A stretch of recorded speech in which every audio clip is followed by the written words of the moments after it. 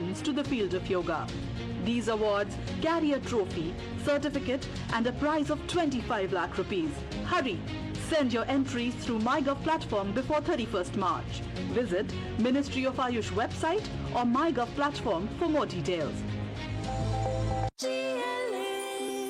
जो लक्ष्य चुना था समझ आने लगा है।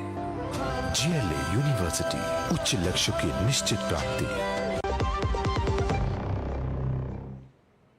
और ब्रेक के बाद एक बार फिर से स्वागत है आप सभी का। आगे बढ़ते खबरों में, जहां आपको बता दें अगली खबर का रुख करते हैं। पत्नी, बॉयफ्रेंड, सीमेंट और चाकू। जी हां, इन 4 शब्दों में छिपी है मेरठ के सौरभ राजपूत के मर्डर की पूरी हिस्ट्री। प्यार, शादी, धोखा और फिर कत्ल की ऐसी डरावनी कहानी जिसको सुन के हर किसी की रूह कांपती है। जी हां, मेरठ के सौरभ राजपूत हत्याकांड ने सभी के होश उड़ाकर रख दिया और हर और यही चर्चा है कि कैसे कोई पत्नी अपने ही पति को अपने प्रेमी के साथ मिलकर ऐसी दर्दनाक मौत दे सकती है, और साजिश ऐसी कि किसी को भी भनक तक नहीं लगी। इस मामले के सामने आने के बाद हर कोई ये सोचने पर मजबूर है कि आखिर समाज किस ओर जा रहा है। कोई अपने घर में घर वालों के साथ भी सुरक्षित नहीं है। अपने संवाददाता से जानेंगे इस वारदात के बाद का एक एक अपडेट, लेकिन उससे पहले आपको बताते कि कैसे इस वारदात को दिया गया अंजाम। तो मेरठ पुलिस की तरफ से इस पूरे मर्डर की थ्योरी बताई गई है, साझा की गई है, जिसमें पुलिस की तरफ से कहा गया कि 3 मार्च की रात को सौरभ राजपूत की हत्या की गई। उसकी जो पत्नी है मुस्कान रस्तोगी, उसने अपने बॉयफ्रेंड के साथ मिलकर के, बॉयफ्रेंड साहिल शुक्ला के साथ मिलकर इस मर्डर को अंजाम दिया है। इसके साथ ही कातिल मुस्कान की मर्डर प्लानिंग क्या थी वो भी आपको बता देते हैं। हत्या के लिए मुस्कान और साहिल ने पूरी योजना बनाई थी। दोनों ने मिलकर के इस योजना को अंजाम दिया। चाकू और बेहोशी की दवाएं पहले ही खरीद ली गई थी इस वारदात को अंजाम देने के लिए, पति की हत्या करने के लिए। इसके साथ ही अगर हम देखें तो मुस्कान ने सौरभ के खाने में बेहोशी की दवा मिला दी, जिसके बाद में सौरभ बेहोश हो गया था और उसके बाद इस वारदात को अंजाम दिया गया है। बेहोशी में ही सौरभ पर चाकू से कई सारे वार किए गए, उसके शव के कई टुकड़े कर दिए गए और जिसके बाद ये पूरे मामले की भनक तक किसी को नहीं लग पाई। साथ ही आपको बता दें कि सबूत मिटाने के लिए कमरे को ब्लीचिंग पाउडर से भी धोया गया, जिससे कि किसी भी प्रकार का कोई सबूत उस कमरे में ना रहे। 4 मार्च को मुस्कान ने बाजार से एक ड्रम खरीदा और सीमेंट खरीदा, जहां से शव बरामद किया गया। तो ये ड्रम और सीमेंट खरीदा गया था और शव को उसमें सीमेंट के घोल के साथ भरकर रख दिया गया। उस शव को सीमेंट के घोल में घोला और ड्रम में भरकर रख दिया।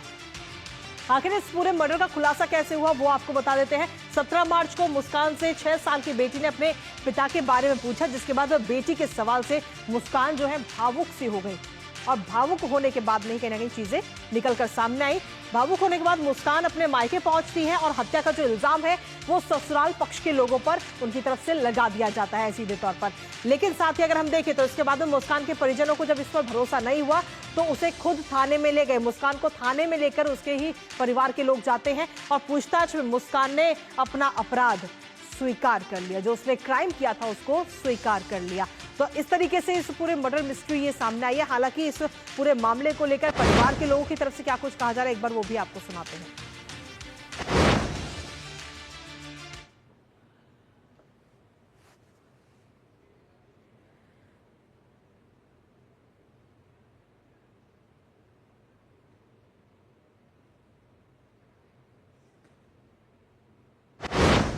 तो सीधे तौर पर ये मर्डर की पूरी मिस्ट्री इस वक्त सामने आ गई है और इस मर्डर की पूरी कहानी सामने आने के बाद में हर कोई हैरान है।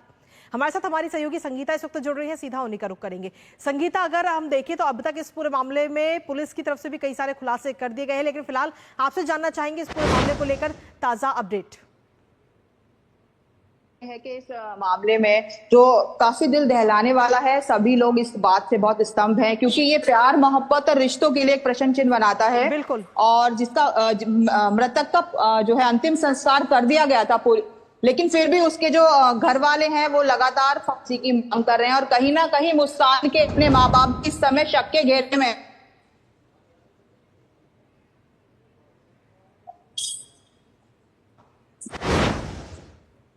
चलिए, फिलहाल बहुत बहुत शुक्रिया संगीता, तमाम जानकारी और अपडेट्स हमारे साथ साझा करने के लिए। कुल मिलाकर ये जो पूरा मामला सामने है इसने हर किसी को हैरान और परेशान कर दिया कि क्या कोई व्यक्ति अपने परिवार के साथ अपने घर में भी आज सुरक्षित नहीं है।